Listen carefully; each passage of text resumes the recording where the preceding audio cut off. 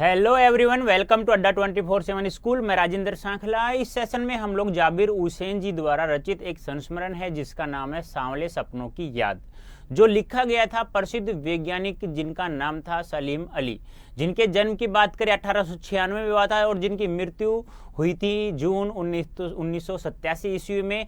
और तभी उनकी स्मृतियों की याद में, यानी उनकी मीठी मीठी सुनहरी यादों में जब उनको दुख हुआ जाबिर हुसैन जी को, तो उन्होंने एक संस्मरण लिख दिया जिसका नाम था सांवले सपनों की याद। तो इस वीडियो में हम लोग क्या देखेंगे? इस वीडियो में हम लोग देखेंगे सांवले सपनों की याद, जो एक क्या है, एक संस्मरण है, जो एक क्या है, एक संस्मरण है। और जो यह आपसे पूछा जाए कि यह संस्मरण किस पर लिखा गया, तो यह संस्मरण लिखा गया था प्रसिद्ध पक्षी वैज्ञानिक जिनका नाम था सलीम अली। क्या नाम था? सलीम अली। और इससे पहले वाले वीडियो में हम लोगों ने देखा जाबिर हुसैन जी का जीवन परिचय, और उन्होंने जो रचित संस्मरण था सांवले सपनों की याद, उसका सारांश रूप में हम लोगों ने देख लिया था। उम्मीद करता हूं वह आप लोग बहुत अच्छा समझ में आ गया होगा। और जब हम अब ये पढ़ रहे हैं सांवले सपनों की याद, तो ध्यान रखना, मैं एक एक शब्द को 2 या 3 बार रिपीट करूंगा, क्योंकि मेरा उद्देश्य यही होता है कि जिस समय मैं आप लोगों को पढ़ाऊं उसी समय आप लोगों को याद हो जाना चाहिए। तो याद तो क्या करना है, बस इसको थोड़ा सा वैसे समझ लेना है, याद रखना है थोड़ा सा, क्योंकि हमें अभ्यास परिश्रम में कोई दिक्कत नहीं आनी चाहिए। और यह सब हमें कहाँ प्राप्त होता है? यह पुस्तक है हमारी जिसका नाम है क्षितिज भाग 1। तो कक्षा 9th की पुस्तक का नाम क्या है? क्षितिज भाग 1, जिसके अध्याय संख्या की बात करें तो 4 है, जिनके लेखक का नाम है जाबिर हुसैन। क्या नाम है? जाबिर हुसैन। और इनके द्वारा रचित है सांवले सपनों की याद। यह एक संस्मरण है, यही हम लोग क्या करने वाले हैं, पढ़ने वाले हैं। ठीक है, तो चलिए हम मूल पाठ पर चलते हैं। सांवले सपनों की याद में अब आपसे पूछा जाए कि सांवले सपनों की याद है जो किसने लिखा? जाबिर हुसैन साहब जी ने लिखा। किसने लिखा? जाबिर हुसैन साहब ने लिखा। तो हम लोग क्या पढ़ रहे हैं फिलहाल? क्या पढ़ेंगे? सांवले सपनों की याद, जो क्या है, एक संस्मरण है। जो क्या है? एक संस्मरण है। ध्यान रखना, गद्य विधा के अंतर्गत एक संस्मरण है। जो अब हमारा जो मूल पाठ है उसे हम लोग देखते हैं। सुनहरे परिंदों के खूबसूरत पंखों पर सवार सांवले सपनों का एक हुजूम। हुजूम होता है भीड़, भीड़, या हम कह सकते हैं जनसमूह। क्या कह सकते हैं? जनसमूह। तो सुनहरे परिंदों के खूबसूरत पंखों पर सवार सांवले सपनों का एक हुजूम मौत की खामोश वादी की तरफ अग्रसर है। कोई रोक टोक सके कहाँ संभव है। यानी कि जब उनकी मृत्यु हो जाती है, तो जब उसे ले जा रहे होते हैं, तो कहने उसे कोई रोक टोक सके, किसकी हिम्मत है? कैसा संभव हो सकता है क्या कि उसे कोई रोके, कोई उसे टोके। इस हुजूम में आगे आगे चल रहे हैं सलीम अली, अपने कंधों पर सैलानियों की तरह अपने अंतहीन सफर का बोझ उठाए हुए। लेकिन यह सफर पिछले तमाम सफरों से क्या था? अलग था, भिन्न था। भीड़ भाड़ की जिंदगी और तनाव के माहौल से सलीम अली का यह आखिरी पलायन था। आखिरी पलायन नहीं कि अपने जगह से किसी दूसरे जगह पर चले जाना, पलायन हो जाना, आखिरी था। अब तो वो उस वन पक्षी की तरह प्रकृति में विलीन हो रहे हैं जो जिंदगी का आखिरी गीत गाने के बाद मौत की गोद में जा बसा हो। यानी कहने का तात्पर्य क्या है? अब तो वो उस पक्षी, उस वन पक्षी की तरह है जो प्रकृति में क्या हो गया, पहले विलीन हो चुका है। अब ऐसा आखिरी गीत गाने के बाद ऐसा लगता है कि वो भी अब मौत की गोद में जा बसे हैं। कोई अपने जिस्म की हरारत को दिल की धड़कन देकर भी उसे लौटाना चाहे, तो वह पक्षी अपने सपनों के गीत दोबारा कैसे गा सकेगा। कहने का तात्पर्य क्या है? कोई अपने जिस्म की हरारत को, अपनी थकान को, अपनी उष्णता को यदि वह अठाना भी चाहे, दिल की धड़कन देकर भी उसे लौटाना चाहे, तो भी ऐसा दोबारा संभव नहीं हो सका। यदि कोई लौटाना चाहे तो लौटा दे, लेकिन ऐसा तो सपनों में ही हो सकता है, सपनों के गीतों में ही हो सकता है। मुझे नहीं लगता कोई इस सोए हुए पक्षी को जगाना चाहेगा। मुझे नहीं लगता कि अब इसे पक्षी को कोई जगा सकेगा। वर्षों पूर्व खुद सलीम अली ने कहा था कि लोग पक्षियों को आदमी की नजर से देखना चाहते हैं। क्या कहा था? कि लोग, सलीम अली ने कहा था कि लोग पक्षियों को आदमी की नजर से देखना चाहते हैं। यह उनकी भूल है। ठीक उसी तरह जैसे जंगलों और पहाड़ों, झरनों और आबशारों को वो प्रकृति की नज़र से नहीं, आदमी की नज़र से देखने का उत्सुक रहते हैं। कहने का तात्पर्य क्या है कि यह उनकी भूल है। क्या भूल है? कि ठीक उसी तरह जैसे जंगलों और पहाड़ों, झरनों और आबशारों को वो प्रकृति की नज़र से नहीं, आदमी की नज़र से देखने को क्या है, उत्सुक रहते हैं। भला कोई आदमी अपने कानों से पक्षियों की आवाज का मधुर संगीत सुनकर अपने भीतर रोमांच का सोता फूटता महसूस कर सकता है। कहने का तात्पर्य क्या है कि भला कोई आदमी ऐसा हो सकता है जो अपने कानों से पक्षियों की आवाज मधुर संगीत सुनकर अपने भीतर का रोमांच का सोता फूटता हुआ महसूस कर सकता है। लेकिन ऐसे थे कौन? हमारे डॉक्टर सलीम अली या हमारे पक्षी वैज्ञानिक डॉक्टर सलीम अली। एहसास की ऐसी ही एक उबड़ खाबड़ जमीन पर जन्मे मिथक का नाम है सलीम अली। लेखक कह रहे हैं कि जो पक्षियों की आवाज़, जो पक्षियों की चहचहाहट सुनकर के अपने कानों से क्या कोई सुन सकता है? ऐसा सुन सकते थे जिनका नाम था क्या? सलीम अली। यानी कि मिथक है ये पुराणों में लिखा हुआ है, ये जाएगा। और ऐसा जब तक कहा जा सकता है कि जब तक राम कथा पढ़ी जाएगी तो ऐसा भी कहा जाएगा कि पक्षियों की आवाज़ सुनकर जिनका रोंग रोंग उठ जाए, रोंग रोंग क्या हो जाए, खड़ा हो जाए, तो वह कौन थे? डॉक्टर सलीम अली, जो उनकी आवाज़ को पहचानने वाले थे। कहने का तात्पर्य क्या है? कहने का तात्पर्य यहाँ यही है कि जैसा कुछ आप लोगों ने देखा है कि जो भी आवाज़ आती है वह सब किसके द्वारा होता है? भी वह डॉक्टर सलीम अली ने है, जो पक्षियों की आवाज़ के माध्यम से वो क्या कर बैठते हैं, उनसे बातें कर लेते हैं। पता नहीं इतिहास में कब कृष्ण ने वृंदावन में रासलीला रची थी और शोक गोपियों को अपनी शरारतों का निशाना बनाया था। कहने का तात्पर्य पता नहीं इतिहास में कब कृष्ण ने वृंदावन रासलीला रची और शोक गोपियों को अपनी शरारतों का निशाना बनाया था। यानी कि ऐसा पता नहीं है कि ऐसा कब हुआ था। उसी प्रकार जिस प्रकार से यदि कह सके हम लोग कोई पक्षी की आवाज़ सुन सकता है तो वह कौन थे? सलीम अली ही थे। कब माखन भरे भांडे फोड़े थे, दूध छाली से अपना मुँह भरे थे। कब वाटिका में छोटे छोटे किंतु घने पेड़ों की छांव में विश्राम किया था।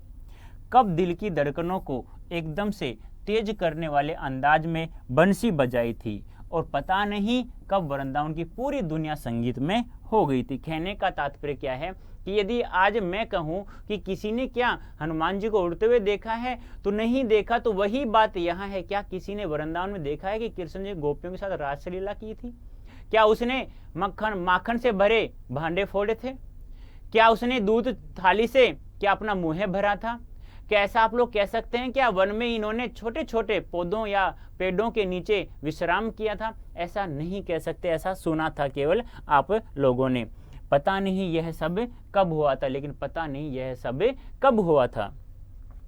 लेकिन कोई आवाज भी वृंदावन जाए तो लेकिन कोई आज भी वृंदावन जाए तो नदी का सांवला पानी उस पूरे घटनाक्रम की याद दिला देगा। कहने का तात्पर्य क्या है? आज भी जब कोई वृंदावन भूमि जाता है, कोई भी वृंदावन भूमि जाता है तो आज भी उस घटनाक्रम को याद दिला देता है कि यहाँ कभी कृष्ण जी ने रासलीला की थी। उन्होंने अपने भांडे फोड़े थे माखनों से भरे भरे और इन पेड़ों के नीचे उन्होंने विश्राम किया था। हर सुबह सूरज निकलने से पहले जब पतली गलियों से उत्साह भरी भीड़ नदी की ओर बढ़ती है तो लगता है जैसे उस भीड़ को चीरकर अचानक कोई सामने आएगा और बंसी की आवाज पर सब किसी के कदम थम जाएंगे। यानी कि जैसे ही सुबह सुबह होती है, सूरज निकलता है, सूरज निकलने से पहले जब लोग अपने घरों से बहुत भारी भीड़ में निकलते हैं, नदी की ओर बढ़ते हैं, तो ऐसा लगता है कि कोई आए और बंसी बजा करके इनको क्या करे, खड़ा कर दे, एकदम स्तब्ध कर दे, उनके कदम वहीं की वहीं रुक जाएं। हर शाम सूरज ढलने से पहले जब वाटिका का माली सैलानियों को हिदायत देगा तो लगता है जैसे बस कुछ ही क्षणों में वो कहीं से आ टपकेगा और संगीत का जादू वाटिका के भरे पूरे माहौल पर छा जाएगा। देखो मतलब उनकी यादों में, मतलब कवि ने, जाबिर हुसैन जी ने क्या कहाँ से इतनी ऐसी कल्पना लाए हैं कि एक कहते हैं ना कि एक जो अनहोनी है उसको होनी में बदलने की कोशिश कर रहे हैं। अरे भाई ये तो हमने भी सुना है कि पक्षियों की आवाज सुनने वाले विश्व प्रसिद्ध सलीम अली थे, लेकिन देखो उन्होंने किस प्रकार से अपनी कल्पना के माध्यम से उनकी स्मृति को संजोया है। क्या कभी किसी ने ऐसा देखा है कृष्ण जी के बारे में वृंदावन में? क्या ऐसा, जब वो कहते हैं, क्या सलीम अली को भी ऐसा किसी ने जानने की कोशिश की है? जिस प्रकार से आप लोग नहीं कह सकते हो ऐसा कृष्ण जी करते थे, तो आज लोग कोई नहीं कहते, लेकिन मैं उनके साथ जिया हूँ और मैं उनके बारे में जाना हूँ। उनकी जो दुख स्मृति है उसे मैं आज लिपिबद्ध कर रहा हूँ। वृंदावन कभी कृष्ण की बांसुरी के जादू से खाली हुआ क्या? क्या कोई कह सकता है खाली हुआ क्या? मिथकों की दुनिया में इस सवाल का जवाब तलाश करने से पहले एक नज़र कमजोर काया वाले उस व्यक्ति पर डाली जाए जिसे हम सलीम अली के नाम से जानते हैं। यानी कहने का तात्पर्य क्या है? बिना हार्ड मास का व्यक्ति, यानी कि बिल्कुल ही कमजोर काया यानी शरीर वाले उस व्यक्ति पर डाली जाए जिसे हम सलीम अली के नाम से जानते हैं। चलो नजर डाल लेते हैं। उम्र में सती यानी 100 वर्षों का समूह, उम्र में सती तक पहुंचने में थोड़े ही दिन तो बच रहे थे। संभव है लंबी यात्राओं की थकान ने उनके शरीर को कमजोर कर दिया हो और कैंसर जैसी जानलेवा बीमारी उनकी मौत का कारण बनी हो। यानी कि जब 20 नवंबर, या हम कह सकते हैं कि नवंबर 1896 में उनका जन्म हुआ और जून 1987 में उनकी क्या होगी? मृत्यु होगी। मृत्यु भी किससे हुई? कैंसर जैसी जानलेवा बीमारी से। तो सती तक यानी 100 वर्षों तक पहुंचने से थोड़े ही दिन तो बच रहे थे। यानी कि कितने दिन बच रहे थे भाई? 13 साल मात्र बच रहे थे। सॉरी, 13 भी कहां बच रहे थे भाई? 4 और 3 यानी कि 96 87 होते तो 100 हो ही जाते। तो हम यदि माइनस भी कर लें, 1987 में 1896 निकालें तो 7 में से 6 गए तो 1 बच गया और 18 में से 9 गए तो 91 ईयर्स, यानी कि 90 और 1 90 यानी कि 91 साल, यानी थोड़े ही समय बाद वो मर गए थे, जो सैकड़ा नहीं पहुंच पाए। 100 वर्षों का समूह, ठीक है। और किससे मृत्यु उनकी? कैंसर से, ये ध्यान रखना। लेकिन अंतिम समय तक मौत उनकी आंखों से वह रोशनी छीनने में सफल नहीं हुई जो पक्षियों की तलाश और उनकी हिफाजत के प्रति समर्पित थी। कहने का तात्पर्य क्या है? मौत भी जो उसका अंतिम समय था वह भी उसकी रोशनी नहीं छीनने में सफल नहीं हो पाई जो पक्षियों की तलाश और उनकी हिफाजत के प्रति समर्पित है। यानी डॉक्टर जो सलीम अली जी, वो हमेशा अपना जीवन पक्षियों में ही बिताया करते थे और जो वो जैसे चाहते थे ना, तो वो उनकी आवाज़ को भी पहचान लेते। देखो कितना गहन अध्ययन किया है उन्होंने। सलीम अली की आंखों पर चढ़ी दूरबीन उनकी मौत के बाद ही तो उतरी थी। कहने का तात्पर्य क्या है कि उनकी आंखों पर चढ़ी जो दूरबीन उनकी मौत के बाद ही उतरी थी। कहा, आप सोचो, यानी कि छोटी छोटी बारीकी चीज़ों को देखना कोई छोटी बात नहीं, बहुत बड़ी बात है। तो उन्होंने जो दूरबीन का प्रयोग करते थे वो हमेशा अपनी आंखों पर लगाया करते थे। तो वह कब उतरी? उनकी मौत के बाद। उन जैसा वर्ड वाचर शायद ही कोई हुआ है। कहने का तात्पर्य क्या है? उन जैसा वर्ड वाचर शायद ही कोई होगा। लेकिन एकांत क्षणों में सलीम अली बिना दूरबीन भी देखे गए हैं। यानी कि कुछ एकांत क्षणों में जहां बिल्कुल शांत वातावरण, कुछ पल ऐसे थे जहां बिल्कुल शांत वातावरण था, तो वहां पर भी वो बिना दूरबीन के भी देखे गए थे। दूर क्षितिज तक फैली जमीन और झुके आसमान को छूने वाली उनकी नजरों में कुछ कुछ वैसा ही जादू था जो प्रकृति को अपने घेरे में बांध लेता था। कहने का दूर क्षितिज का मतलब क्या होता है? जहाँ क्षितिज क्या होती है? देखो, क्षितिज शब्द उसे कहा जाता है जहाँ धरती और आकाश एक दूसरे से मिलते हुए दिखाई देते हैं, उस स्थान को क्या कहा जाता है? क्षितिज कहा जाता है। या दूसरी हम बात करें, क्षितिज प्लस क्षितिजन जय, यानी क्षिति यानी पृथ्वी, क्षिति यानी पृथ्वी, जय यानी उत्पन्न होने वाली, यानी पृथ्वी जहाँ से उत्पन्न होती हुई दिखाई देती है, उस स्थान को क्या कहा जाता है? क्षितिज कहा जाता है। ठीक है। तो दूर छिटी तक फैली जमीन और झुके आसमान को छूने वाली उनकी नजरों में कुछ कुछ वैसा ही जादू था जो प्रकृति को अपने घेरे में बांध लेता है। सालिम अली उन लोगों में थे जो प्रकृति के प्रभाव में आने की बजाय प्रकृति को अपने प्रभाव में लाने के कायल होते हैं। कहने का तात्पर्य क्या है, सालिम अली उन लोगों में शामिल थे जो प्रकृति के प्रभाव में आने की बजाय प्रकृति को अपने प्रभाव में लाने के क्या होते हैं, कायल होते हैं।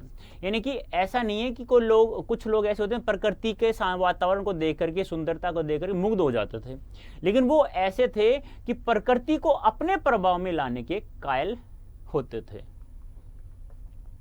उनके लिए प्रकृति में हर तरफ एक हंसती खेलती रहस्य भरी दुनिया पसरी थी। कहने का तात्पर्य क्या है, उनके लिए प्रकृति में हर तरफ एक हंसती खेलती दुनिया पसरी हुई थी, यानी एक दुनिया रहती थी। यह दुनिया उन्होंने बड़ी मेहनत से अपने लिए गढ़ी यानी बनाई थी, और यह जो दुनिया थी उन्होंने बड़ी मेहनत से अपने लिए बनाई थी। इसके गढ़ने में उनकी जीवन साथी तहमीना ने काफ़ी मदद पहुंचाई। यानी कहने का तात्पर्य क्या है कि उनके जीवन साथी अर्थात पत्नी ने, तहमीना जिनका नाम था, उन्होंने काफ़ी मदद भी पहुंचाई थी। तहमीना स्कूल के दिनों में उनकी सहपाठी रही थी, यानी कि तहमीना जो थी स्कूल के दिनों में उनकी सहपाठी रही हुई थी। फिर उन्होंने उन्हीं से क्या कर ली, शादी कर ली, और उन्होंने अपने इनमें इस दुनिया को बसाने में उन्होंने काफ़ी भी मदद की थी।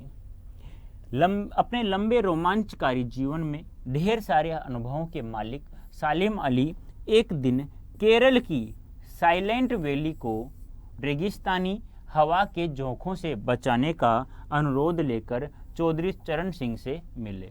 ध्यान रखना भी, इनकी सालिम अली एक दिन केरल के साइलेंट वैली को जो रेगिस्तानी हवा के झोंकों से बचाने का अनुरोध लेकर के चौधरी चरण सिंह से मिले थे। कहने का तात्पर्य क्या है कि वो एक बार केरल में गए और केरल में जो साइलेंट वैली को रेगिस्तान है वहाँ को झोंकों से बचाने का अनुरोध लेकर कहाँ मिले, चौधरी चरण सिंह से जा मिले। ठीक है। सलीम अली साहब जी दिख रहे हैं, वे प्रधानमंत्री, और चौधरी चरण सिंह क्या थे उस समय, प्रधानमंत्री थे। चौधरी साहब गांव की मिट्टी पर पड़ने वाली पानी की पहली बूंद का असर जानने वाले नेता थे। कहने का तात्पर्य क्या है, जो सौंद होती है ना, जो गंध होती है, यानी मिट्टी पर जो पहली बूंद पड़ती है पानी, उसकी जो गंध लेने वाले थे, ऐसा महसूस करने वाले थे हमारे प्रधानमंत्री उस समय कौन थे, चौधरी चरण सिंह। पर्यावरण के संभावित खतरों का जो चित्र सालिम अली ने उनके सामने रखा, उसने उनकी आंखें नम कर दी। यानी देखो, पर्यावरण के संभावित खतरों का जो चित्र सालिम अली ने चौधरी चरण सिंह प्रधानमंत्री के सामने रखी, तो चौधरी चरण सिंह की आंखें भी क्या हो गई, नम हो गई, आंसू उन्हें आने लग गए थे, यानी उनकी आंखें नम हो चुकी थी। ऐसा उन्होंने एक प्रोजेक्ट यानी चित्र उनके सामने उन्होंने प्रस्तुत किया था। आज सालिम अली नहीं है, चौधरी साहब भी नहीं है, और आज दोनों ही नहीं है, ना तो हमारे चौधरी चरण सिंह जी प्रधानमंत्री जी हैं और ना ही हमारे सलीम अली हैं। कौन बच्चा है जो अब सौंधी यानी कि मिट्टी पर जो पहली बूंद पड़ती है ना पानी की, उसकी गंध को क्या कहा जाता है, सौंधी कहा जाता है। कौन बचा है जो अब सौंधी माटी पर उगी फसलों के बीच एक नए भारत की नींव रखने का संकल्प लेगा। कौन बचा है जो अब हिमालय और लद्दाख की बर्फीली जमीनों पर जीने वाले पक्षियों की वकालत करेगा। देखो, अब अनुरोध कर रहे हैं, कह रहे हैं, पुकार रहे हैं, आह्वान कर रहे हैं कि अब कौन बचा है जो सौंधी माटी की फसलों के मध्य एक नए भारत की नींव रखने का संकल्प लेगा। कौन बचा है अब हिमालय और लद्दाख की बर्फीली जमीनों पर जीने वाले पक्षियों की वकालत करेगा। कौन करेगा भाई, ये लद्दाख हिमालय के बीच जो पक्षी रहते थे उनकी वकालत अब कौन करेगा, कोई करने वाला है। सालिम अली ने अपनी आत्मकथा का नाम रखा था fall of A sparrow. Fall of A sparrow, fall of A sparrow. मुझे याद आ गया, D.H. लॉरेंस की मौत के बाद लोगों ने उनकी पत्नी फ्रीडा लॉरेंस से अनुरोध किया कि वह अपने पति के बारे में कुछ लिखे। देखो, उन्होंने सालिम अली ने अपनी आत्मकथा लिखी फॉल ऑफ ए स्पैरो। उसमें उन्हें याद आया कि D.H. लॉरेंस की जो पत्नी थी फ्रीडा लॉरेंस, उनसे अनुरोध किया अपने पति के बारे में कुछ लिखे। क्यों? क्योंकि D.H. लॉरेंस से वो भी प्रकृति प्रेमी थे, प्रकृति से उनका गहरा संबंध नाता था, यानी कि वो प्रकृति से बहुत ही अत्यधिक क्या करते थे, प्रेम करते थे। फ्रीडा चाहती तो ढेर सारी बातें लॉरेंस के बारे में लिख सकती थी, लेकिन उसने कहा मेरे लिए लॉरेंस के बारे में कुछ लिखना असंभव सा है, यानी कि मैं क्या लिखूं, उनकी सब बातें मुझे बहुत अच्छी लगती हैं, क्या क्या लिखूंगी तो वो कम पड़ जाएगा। मुझे महसूस होता है मेरी छत पर बैठने वाली गोरैया लॉरेंस के बारे में ढेर सारी बातें जानती थी, यानी कि गोरैया एक उनके फॉल ऑफ उनकी जो आत्मकथा थी उनके एक शीर्षक का नाम है, ठीक है।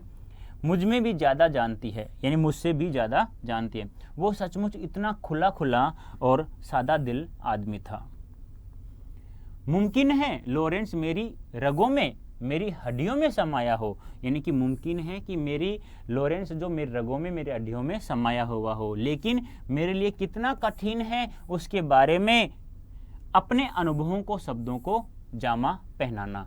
कहने का तात्पर्य क्या है कि मैं उनकी हड्डियों में समाया हुआ हूँ, यानी लॉरेंस मेरी रगों में, हड्डियों में समाया हुआ है, लेकिन यह मेरे लिए कितना कठिन है कि उसके बारे में अपने अनुभवों को, शब्दों का जामा पहनाऊं। मुझे यकीन है मेरी छत पर बैठी गोरैया उसके बारे में और हम दोनों ही के बारे में मुझसे ज़्यादा जानकारी रखती है। जटिल प्राणियों के लिए सालिम अली हमेशा एक पहेली बने रहेंगे, यानी जटिल प्राणियों के लिए सालिम अली हमेशा क्या बने रहेंगे, एक पहेली बने रहेंगे। बचपन के दिनों में उनकी एयरगन से घायल होकर गिरने वाली नीले कंठ की वह गोरैया सारी जिंदगी उन्हें खोज के नए नए रास्तों की तरफ ले जाती रही। यानी कि जब बचपन में खेलते थे ना एयरगन से, तो वो गोरैया से खेलते रहते थे, तो वह पूरे जीवन जब तक वो जीवित रहे या जब तक वो जीवित रही तो उन्हें नए नए रास्ते खोज करके उन्हें ले जाया करती थी। कहने का तात्पर्य क्या है, उन्होंने उनका साथ कभी भी नहीं छोड़ा। जिंदगी की ऊंचाइयों में उनका विश्वास एक क्षण के लिए भी डिगा नहीं। वो लॉरेंस की तरह नैसर्गिक जिंदगी का प्रतिरूप बन गए थे। कहने का तात्पर्य क्या है कि जिंदगी की ऊंचाई में उनका विश्वास एक क्षण के लिए भी डिगा नहीं। वो लॉरेंस की तरह नैसर्गिक यानी प्राकृतिक जिंदगी का प्रतिरूप बन गए थे। सालिम अली प्रकृति की दुनिया में एक टापू बनने की बजाय अथाह सागर बनकर उभरे थे। यानी सालिम अली प्रकृति दुनिया में एक टापू नहीं बने, एक अथाह सागर जिसका कोई कहते हैं ना कि जिसका कोई किनारा ही नहीं हो, जिसका दिखा बहुत बड़ा सागर बनकर उभरे हैं। जो लोग उनके भ्रमणशील स्वभाव और उनकी यायावरी से परिचित हैं, यायावरी यानी घूमने, यायावरी होती है घूमने की प्रवृत्ति, जो इंसान एक जगह नहीं ठहरता उसे यायावर कहा जाता है। जो लोग उनके भ्रमणशील स्वभाव और उनकी यायावरी से परिचित हैं, उन्हें महसूस होता है कि वो आज भी पक्षियों के सुराग में ही निकले हैं और बस अभी गले में लंबी दूरबीन लटकाए अपने खोजपूर्ण नतीजों के साथ लौट आएंगे। यानी कि जो लोग उनके बारे में अच्छे से परिचित थे, तो वो ऐसे लगता है कि बस कुछ नहीं, वो अभी गए और अभी आए दूरबीन लटके हुए। आज भी जो पक्षियों का सुराग होता है उसमें से अभी वो निकलने वाले लंबी सारी एक दूरबीन लटकाए हुए। अभी भी लोगों को विश्वास नहीं होता कि वो इस दुनिया में या समाज में नहीं है। जब तक वो नहीं लौटते क्या उन्हें गया हुआ मान लिया जाए? यानी जब तक वो नहीं आएंगे क्या उन्हें गया हुआ मान लिया जाए? मेरी आंखें नम हैं, सलीम अली तुम लौटोगी ना?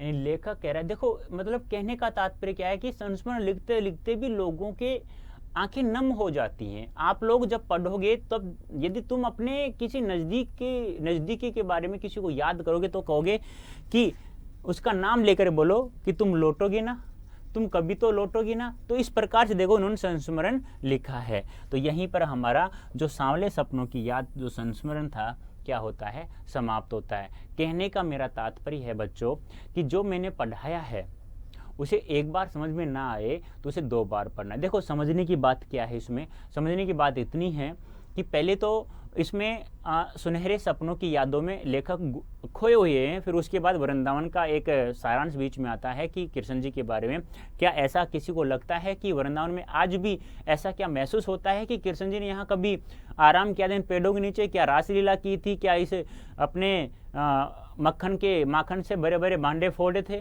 ऐसा किसी को महसूस नहीं। लेकिन वो आज ये भी कह रहे हैं कि वृंदावन में आज भी जब कोई जाएगा, नदी किनारे बैठ करके देखेगा, तो वो आज ही महसूस करेगा कि हाँ ऐसा हुआ करता था।